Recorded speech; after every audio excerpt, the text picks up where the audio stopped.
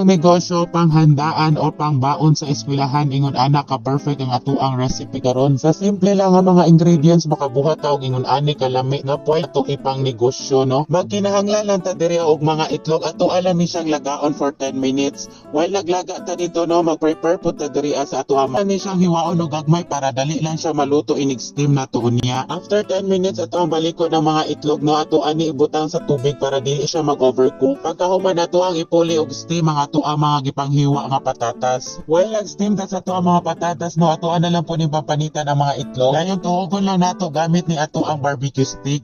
I-check nato kung naluto na ang ato ang mga patatas. Pagkahuman nato siya i-transfer diri sa mixing bowl.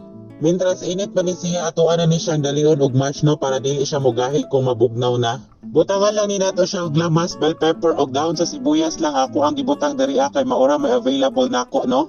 Dayon sa pampalasa, gamay na asin o ground pepper, tapos nagbutang po ko og oyster sauce. Kung gusto ninyo butangan pa og lain pa nga pampalasa, o pwede ra pud good no kung sa available ninyo diha. Tapos mag-flatten lang ta gamay no, dahil ato ang ibalot ning ato ang mga itlog. I-coat lang nato siya diri sa ato ang gibatil nga itlog. Dayon para mo crispy ni siya, ato ang ibutang diri sa ato ang breadcrumbs. Then i-fried lang ni nato siya. Hinay lang jud ang kayo ani para dili siya masunog. Og maura, daghan salamat sa pagtan-aw. Bye-bye.